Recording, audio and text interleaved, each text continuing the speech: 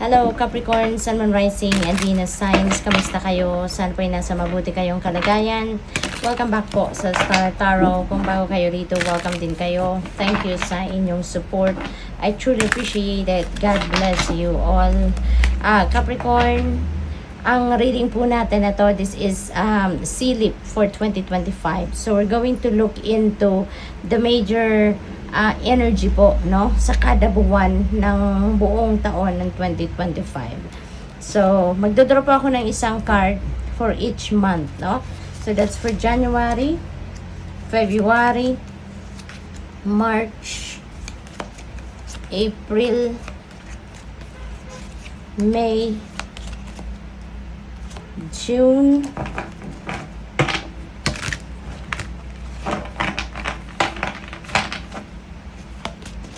July, August,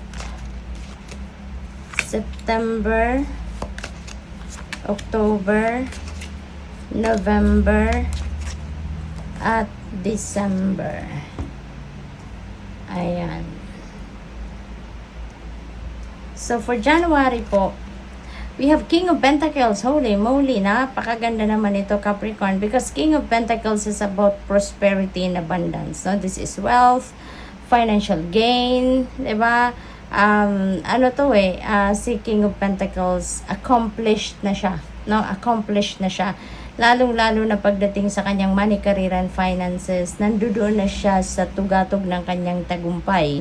Kaya, yayamanin na siya, marami na siyang savings, no? Successful na siya sa negosyo, kung nagne-negosyo siya, yung gano'n. So, ano na to, nakapag-ipon na, kumbaga. So, maaaring you're going to embody the energy of King of Pentacles ngayon. And anyway, this is your energy, no?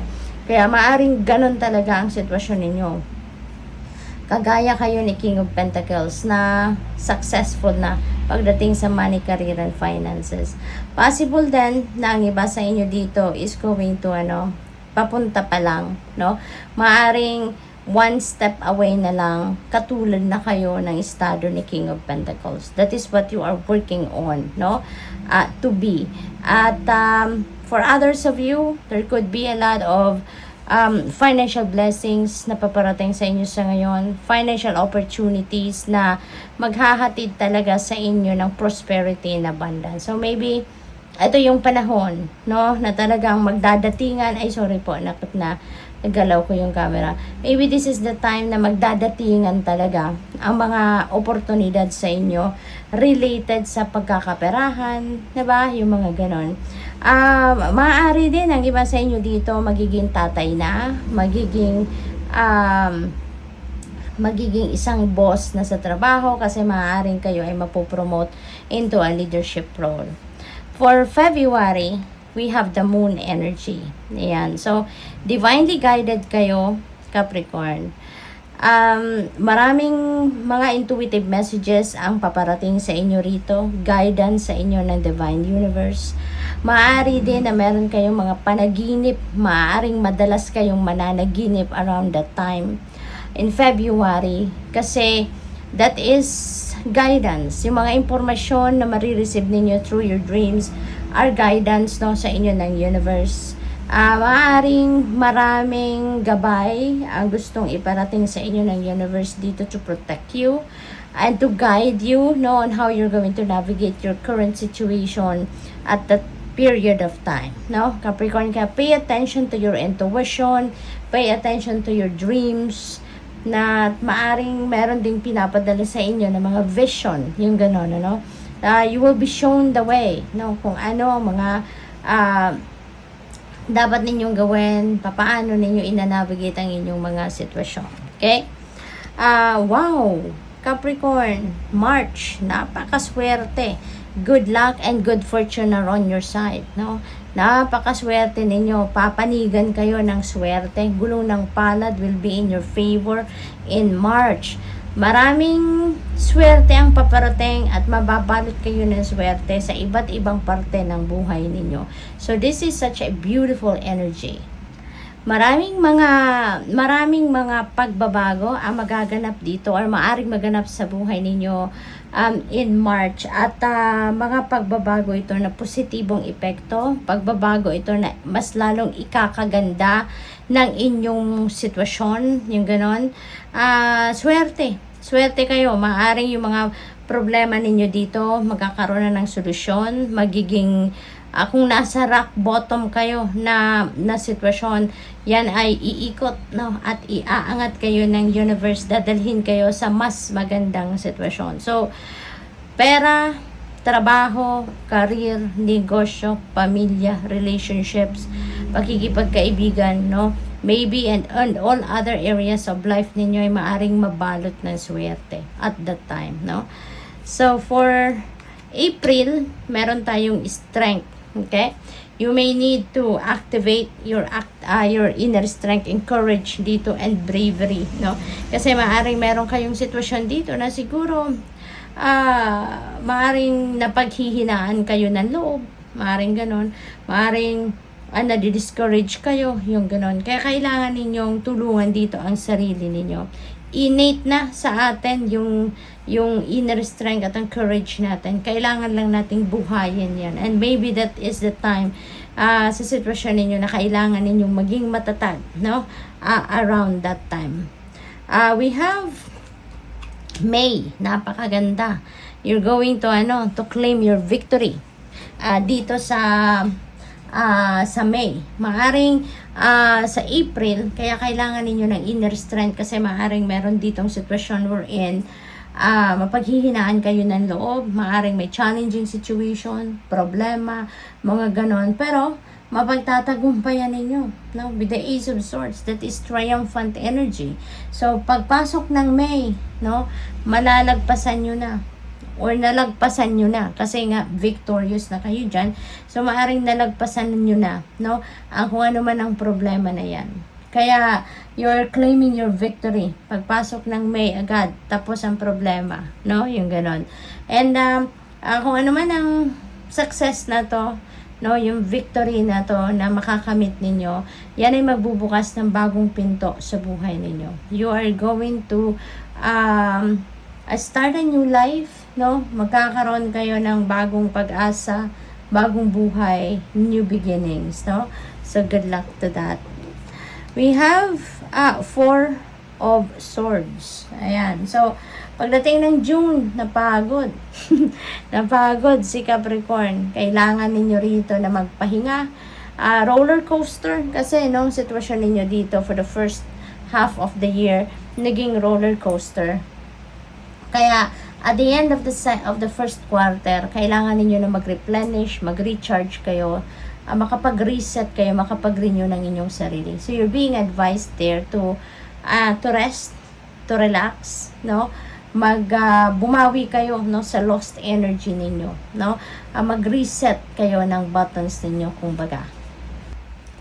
So, for July, wow, napakaganda Capricorn, no? Pretty much maganda talaga ang inyong ito first 2 quarters and the start ng 3rd quarter ng taon ninyo. Star energy, wish fulfillment ito, kaya may mga wishes kayo dito na maaaring mag-come to fruition. May mga heart's desires kayo na makukuha nyo na, kaya you will be happy talaga dito. You will be feeling ecstatic. You will be feeling blessed, no? At saka, this is another tagumpay, no? Capricorn. Kasi, nanggagaling kayo dito sa isang sitwasyon na mahirap, no? Na challenge kayo dito, pero napagtagumpayan ninyo. This is another victory energy. Kaya, parang ang premyo sa inyo ng universe is, bagong buhay, new beginnings, new hope, new optimism, diba? Bibigyan kayo dito ng bagong pag-asa, no, ng universe. And there is a new path, no, na magbubukas para sa iyo. You will be given that opportunity to start a new phase sa buhay ninyo rito. And you will be shown the way. Guided kayo. Dadalhin kayo ng universe, no, doon sa path na yon. At magliliwanag ang daan na ito para makita ninyo agad. By August, Naku, napakaganda. This is divine blessing coming your way. This is another ace. So, meron na tayong dalawang ace. So, ibig sabihin nito, no?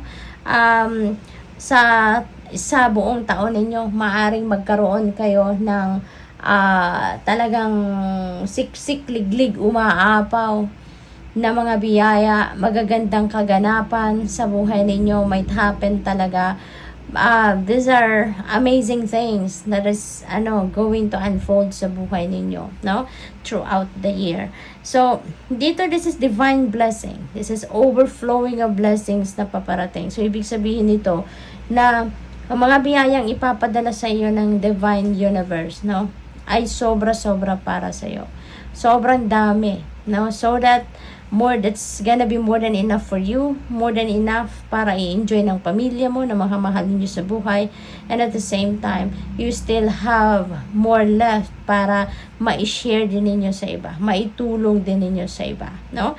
So this is really a beautiful energy, overflowing of blessings coming your way. It's gonna come in abundance, at saka magdudulot ito sa iyo ng iba yung saya, no? Malalim na saya. This is not just happiness, but this is joy, no? Overflowing of joy ang mararamdaman ninyo rito. At ang mga biyayang ito, depende sa inyong sitwasyon. Kung ano ang kailangan ninyo at that time, yun ang ipapadala sa inyo ng universe in abundance. Pagdating ng September, the world energy, napakaganda rin. Sobrang ganda, no? Nito second quarter ninyo, first 3 cards, bonggang-bongga. This is an ending and a beginning energy, no? Meron dito kayong mga tatapusin na or matatapos na ng mga ginagawa ninyo, proyekto, trabaho, ano pa ba, pag-aaral, yung mga ganon. So, yung mga matagal na ninyong pinagtatrabahuan, you will be able to accomplish that. Ito yung panahon ng accomplishments, achievements, success ninyo, Capricorn. Kaya this is really a successful period of time para sa buhay ninyo, Capricorn. So napakaganda, at ang mga successes na to are also going to open up doors, no, para sa iyo. Mas maraming opportunities, mas maraming possibilities that might come your way. Travel also is very imminent for you. Maaring around this time, September could be travel time para sa iyo. And that could be an international travel. For October, we have 3 of Wands. Hindi natatapos ang swerte ninyo. Tuloy-tuloy ang swerte ninyo, because 3 of Wands is also of good fortune energy. Diba? Meron tayong Wheel of Fortune. Tapos dito, this is still good fortune. So, towards pagsisimula at saka towards pagtatapos ng taon ninyo, nandiyan ang swerte. Continuously, no? Siniswerte talaga kayo. So, may swerte dito na babalot din sa inyo. Kaya this is also a good time to start a new endeavor. This is also a good time to start starting your plans, no, na i-roll out na ninyo. Kasi you can expect success, you can expect a smooth sailing na journey dito sa kung ano man ang gagawin ninyo rito, ano man ang plano ninyo rito. Travel also, no, this is also travel energy, kaya most likely September, October may travel na gagawin kayo, no. Pag November, we have 7 of Pentacles. So, dito parang marami siguro kayong gagawin. Dito, sisimulang projects, enterprise, or kung ano man na pagkakakitaan siguro, something like that, And pagdating dito sa 7 of Pentacles, naghihintay na kayo. No? Naghihintay na kayo rito ng resulta ng mga ginawa ninyo, ng mga in-implement ninyo dito sa October, no? This is also a time of reassessment, re-evaluation ng kung ano na yung mga nagawa ninyo, no? Ano na yung mga accomplishments ninyo, ano yung mga nagawa na ninyo, ano yung mga naging epekto nito, ano mga naging resulta, yung mga ganoon. So, parang this is re-evaluation, reassessment time ng buhay ninyo. No? Ano na yung mga nangyari sa inyo in the past few months, no? Or for the year, no? 2025. So, for December, napagod si Capricorn. Napagod kayo rito, no? Nakaramdam na kayo dito na teka lang, parang naaabuso ng kabaitan ko, parang wala na akong life, 'di ba? After work, kasi feeling ko related dito sa trabaho, no? Burdened kayo sa trabaho.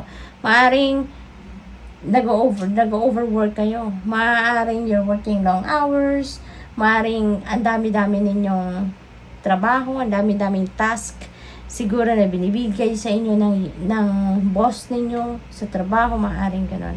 This could also be pamilya, family situation. Baka sobra-sobra na din yung mga duties and responsibilities ninyo. Baka lahat na lang nasa inyo. Household chores siguro. Pati yon sa inyo pa rin, di ba? So, parang bigat na kayo rito. Kaya, parang marirealize niyo na, teka lang, hindi lang naman ako ang tao rito. Di ba? I can ask for help. Kaya, maaaring mag-speak up na kayo, hingi na kayo ng tulong, di ba? At maaaring sasabihin nyo na dito na, ganito ang aking sitwasyon sa ngayon. I need your help. I can't do this, no? Lahat-lahat, all on my own, di ba? So, good luck. That's all I have for you for the year 2025. Thank you for watching. Love and light. Namaste.